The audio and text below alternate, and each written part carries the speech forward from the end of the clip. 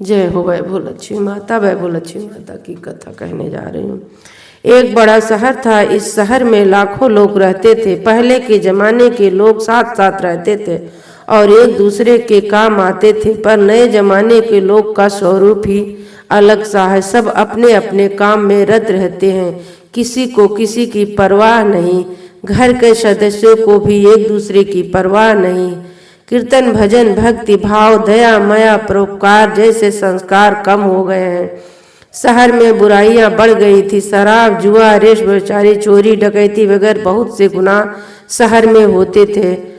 चोरी डकैती वगैरह बहुत से गुनाह शहर में होते थे। कहावत है कि हजारों निराशा में एक अमर आशा छिपी हुई है। इसी तरह इतनी सारी बुराइयों के बावजूद शहर में कुछ अच्छे लोग भी रहते थे। ऐसे अच्छे लोगों में शीला और उनके पति की गृहस्थी मानी जाती थी। शीला धार्मिक, प्राकृतिक और संतोषी थी। उनका पति भी विवेकी और सुशील था। शीला और उनका पति ईमानदारी से जीते थे। वे किसी की बुराई करते न थे और प्रभु भजन में अच्छी तरह समय व्यतीत कर रहे थे। उनकी गृहस्थी आदर्श गृहस्थी थी और शहर के लोग उनकी गृहस्थी की सराहना करते थे।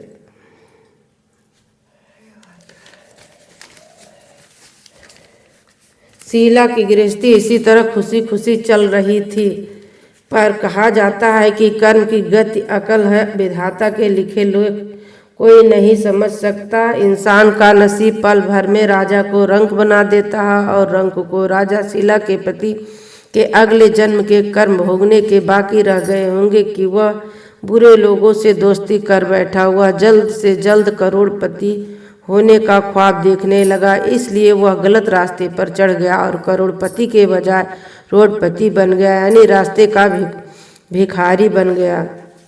शहर में शराब, जुआ, रेस्ट, गांजा वगैरह विंध्या फैली हुई थी। उसमें शीला का पति भी फंस गया था। दोस्तों के साथ उसे भी शराब की आदत हो गई।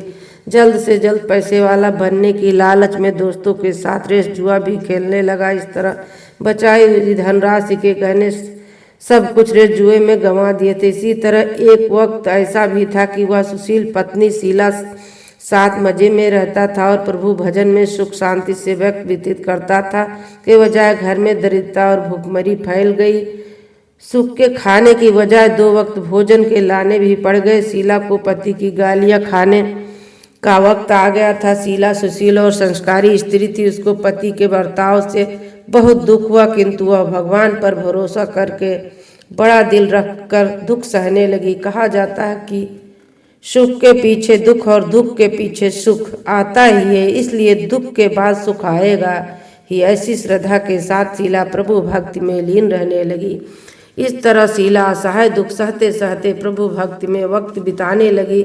अचानक एक दिन दोपहर को उनके द्वार पर किसी ने दस्तक दी। शीला सोच में पड़ गई कि मुझ जैसे गरीब के घर इस वक्त कौन आया होगा। फिर भी द्वार पर आए हुए अतिथि का आदर करना चाहिए। ऐसे आर्य धर्म की संस्कार शीला ने खड़े होकर द्वार खोला तो देखा एक माँ जी खड़ी थी। बड़ी उम्र की लगती थी, किंतु उनके चेहरे पर अलौकिक तेज निखर रहा था। उनकी आंखों से मानो अमृत बह रहा था। उनका भव्य चेहरा करुणा और प्यार से छलकता था। उनको देखते ही शीला के मन में अपार शांति छा गई। वैसे शीला इस माँ जी को पहचानती न थी, फिर भी उनको देखकर शीला के रोम रोम में आनंद छा गया। शीला भी उनको देखकर शीला के रोम में आनंद छा गया। शीला माँ जी को आदर के साथ घर में ले आई। घर में बिठाने के लिए माँ कुछ भी नहीं था, अतः शीला ने सकचाकर एक फटी हुई चादर पर उनको बिठाया। माँ जी ने कहा, क्यों शीला, मुझे पहचाना नहीं?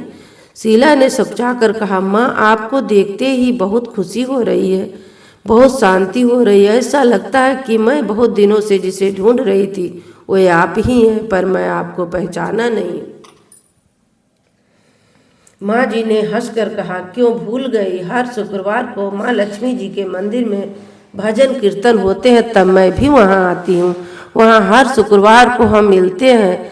पति गलत रास्ते पर चढ़ गया, तब से शीला बहुत दुखी हो गई थी और दुख की मारी वह लक्ष्मी जी के मंदिर में भी नहीं जाती थी। बाहर के लोगों के साथ नजर मिलाते भी उसे शर्म लगती थी। उसने अदा दस्त पर जोर दिया हुआ माँ जी याद नहीं आ रही थी। जय माँ लक्ष्मी माता जी। और आगे की कहानी सुनाने के लिए बने रहे।